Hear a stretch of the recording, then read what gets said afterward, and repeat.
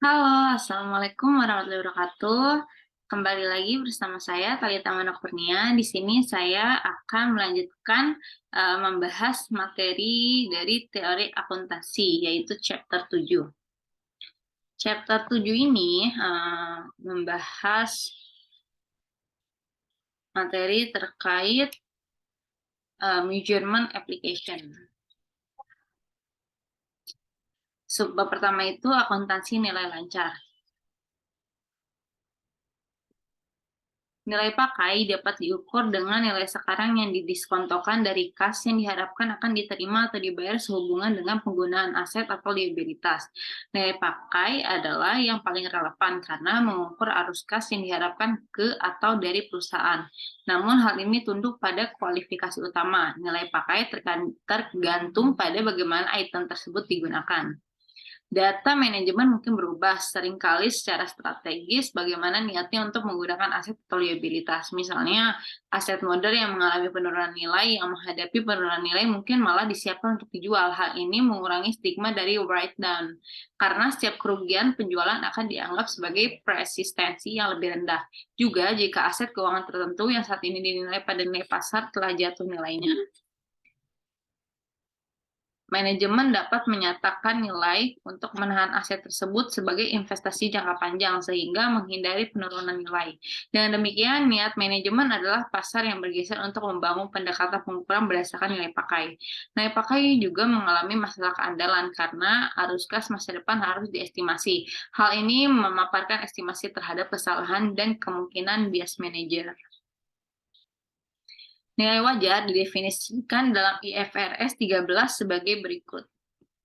Nilai wajar adalah harga yang akan diterima untuk menjual suatu aset atau harga yang akan dibayar untuk mengalihkan suatu liabilitas dalam transaksi tatur antara pelaku pasar pada tanggal pengukuran.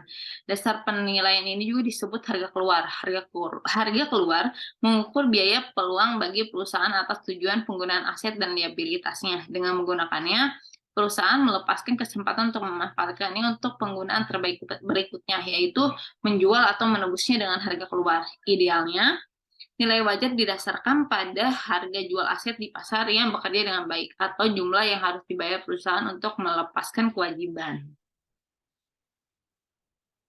Namun, karena ketidaklengkapan pasar, harga pasar yang bekerja dengan baik tidak ada untuk banyak aset dan kewajiban. Menghadapi kesulitan ini, kedua standar menciptakan hierarki nilai wajar yang terdiri dari 3 tingkatan yang diringkas sebagai berikut.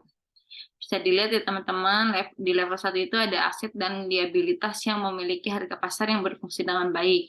Di level 2, aset dan liabilitas yang harga pasarnya dapat disimpulkan dari harga pasar item serupa. Dan di level 3, aset dan kewajiban yang nilai pasarnya tidak dapat diamati atau disimpulkan. Kemudian perusahaan harus menggunakan informasi terbaik yang tersedia tentang bagaimana pelaku pasar yang memegang aset atau liabilitas akan menilai item tersebut. Kedua versi akuntansi nilai sekarang menawarkan peningkatan relevansi relatif terhadap akuntansi biaya historis, namun keduanya menghadapi masalah keandalan berdasarkan nilai pakai. Masalah keandalan muncul baik karena arus kas masa depan biasanya harus diestimasi, dan karena manajemen mungkin secara strategis mengubah tujuan penggunaan, maka arus kas masa depan dari aset atau liabilitas. Keandalan nilai wajar tinggi ketika penilaian didasarkan pada nilai pasar yang bekerja dengan baik, itu penilaian level 1 tadi. Namun karena ketidaklengkapan pasar, nilai tersebut mungkin tidak ada atau berada di level 3. Kemudian masalah keandalan juga muncul untuk nilai wajar. Beberapa akuntan cukup memperhatikan keandalan sehingga mereka merekomendasikan mempertahankan akuntansi lapisan historis sebagai pertukaran relevansi keadaan yang lebih baik. Namun ada beberapa bukti empiris yang mendukung relevansi nilai untuk semua tingkatan hierarki nilai wajar. Dalam ulasan berikut tentang standar akuntansi berbasis nilai saat ini, kita akan melihat bahwa pendekatan nilai pakai dan nilai wajar digunakan oleh pembuat standar. Ini ada contoh pengukuran long standing. Meskipun laporan keuangan didasarkan pada model pengukuran campuran, laporan tersebut mengandung komponen nilai yang substansial. Untuk mengawali diskusi tentang standar berorientasi pengukuran yang lebih baru, ini adalah beberapa contoh pengukuran berbasis nilai saat ini yang umum dan sudah berlangsung lama. Ada piutang usaha dan hutang, ada arus kas ditetapkan berdasarkan kontrak, aturan lebih rendah dari biaya atau pasar, opsi evaluasi untuk properti, pabrik, dan peralatan, dan juga ada uji penurunan nilai aset tetap. Contoh tadi hanyalah sebagian daftar pengukuran berbasis nilai saat ini di GAAP. Hal utama yang harus disadari adalah bahwa sejumlah besar pendekatan pengukuran melekat dalam model pengukuran campuran. Namun contoh-contoh ini mengecilkan jangkauan pengukuran dalam GAAP saat ini. Jadi sekarang beralih ke penyeimbangan standar akuntansi berorientasi nilai saat ini yang lebih baru. Definisi instrumen keuangan.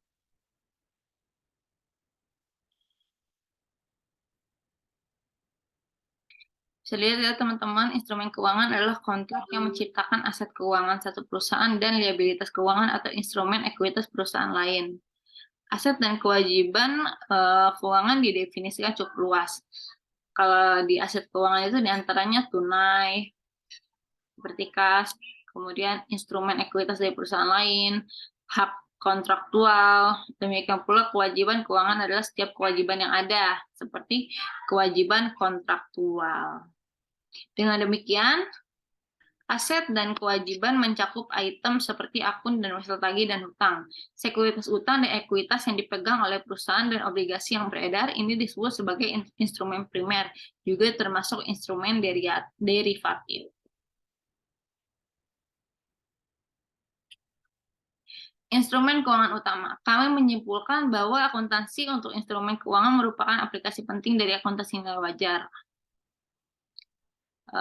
Namun dalam IFRS 9 ya IASB agak mundur dari nilai wajar relatif terhadap standar AS Amerika Serikat karena memungkinkan peningkatan penggunaan akuntansi biaya diamortisasi sekuritas utang dengan memperkenalkan konsep model bisnis hasil yang mungkin kecuali dan sampai 2 badan pengaturan standar menggabungkan standar mereka. Bahwa laporan keuangan yang disusun berdasarkan US GAAP akan menunjukkan penggunaan nilai wajar yang lebih besar untuk instrumen keuangan daripada laporan yang disusun berdasarkan IASB GAAP.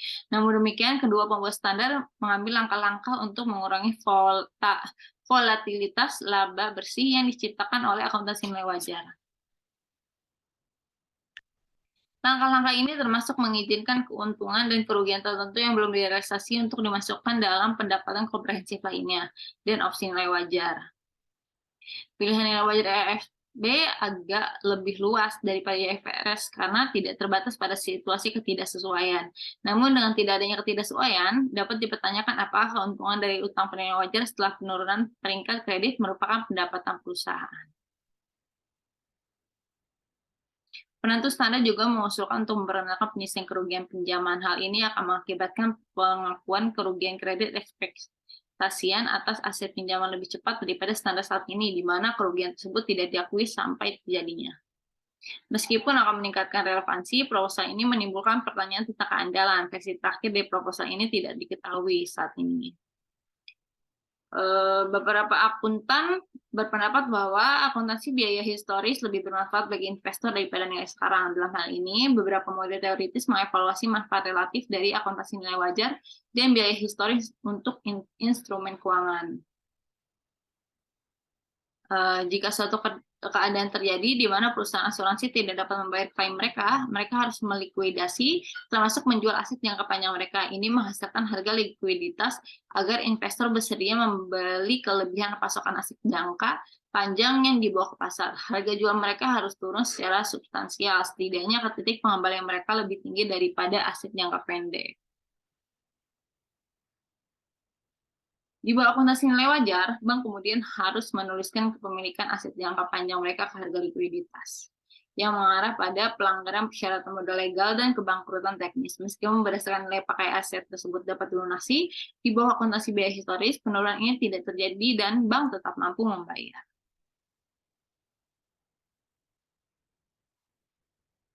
Oke, lanjut. Ini di sini ada risiko, likuiditas, dan keuangan kualitas pelaporan. Tanggapan pembuat standar terhadap krisis pasar dari 2007 sampai 2008 yang diuraikan sebelumnya sebagian besar disebabkan oleh kurangnya likuiditas di pasar sekuritas.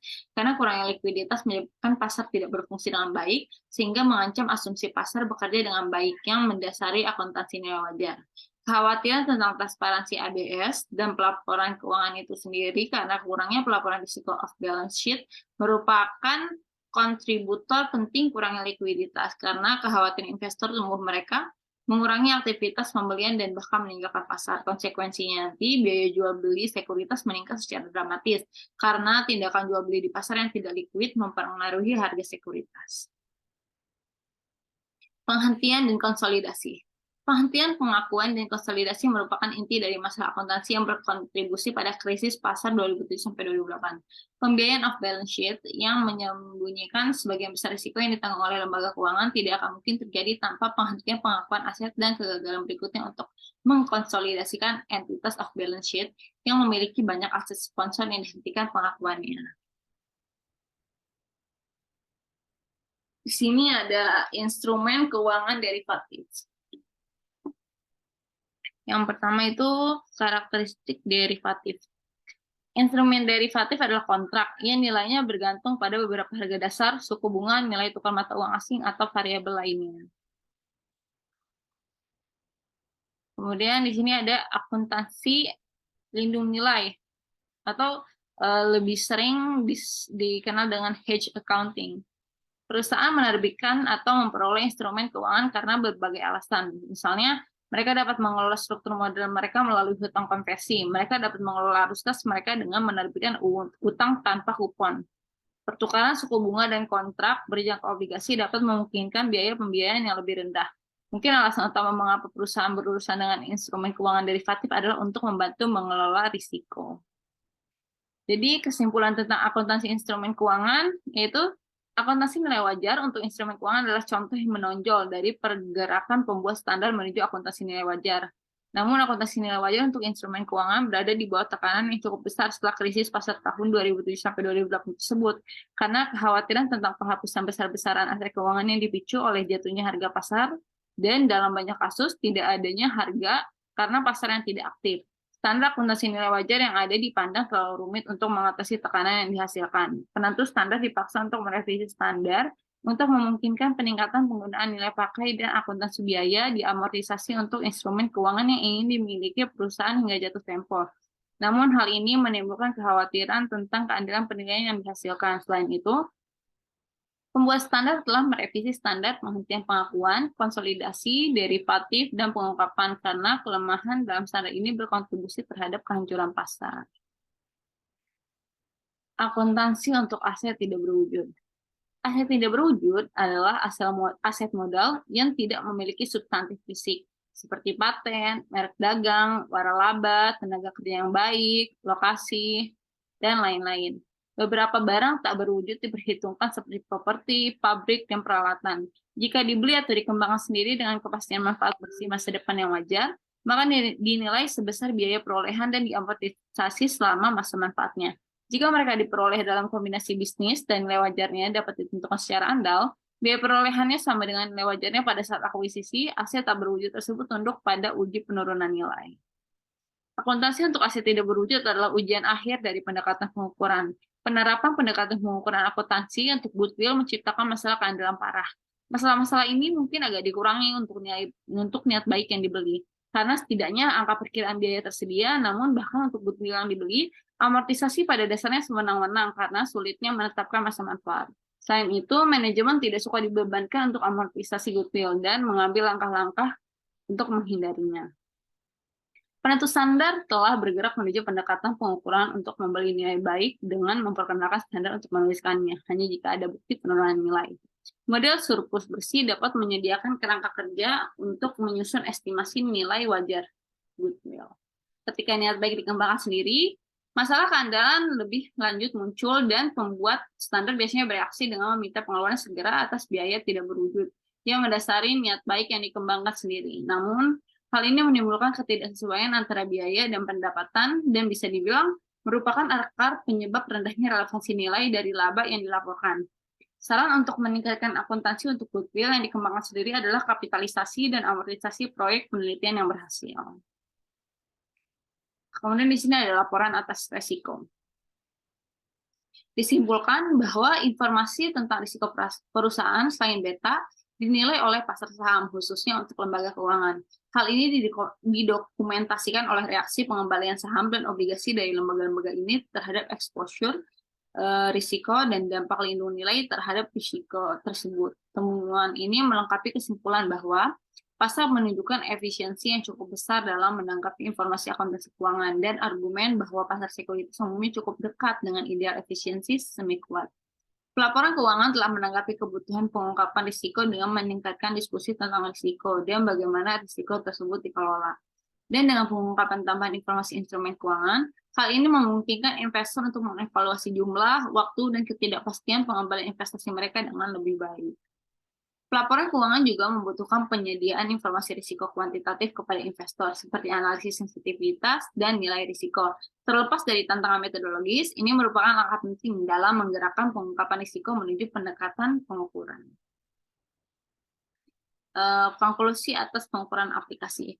Alasan untuk pendekatan pengukuran pelaporan keuangan termasuk relevansi nilai rendah dari laba bersih berbasis biaya historis, reaksi terhadap teori dan bukti bahwa pasar sekuritas mungkin tidak sepenuhnya efisien seperti yang diyakini semula. Meningkatkan penerimaan sebuah teori yang mengungkapkan nilai perusahaan dalam hal variabel akuntansi dan tanggung jawab hukum auditor yang dihasilkan dari pernyataan keuangan yang berlebihan. Efek gabungan dari faktor-faktor ini konsisten dengan keyakinan pembuat standar akuntansi yang berjuang untuk relevansi yang lebih besar. Yaitu akuntansi nilai saat ini bermanfaat bahkan dengan mengorbankan keandalan. Pengukuran nilai saat ini dapat menjadi tidak dapat diandalkan tanpa adanya harga pasar yang bekerja dengan baik karena mereka tunduk pada penilaian manajer yang cukup besar dan kemungkinan manipulasi.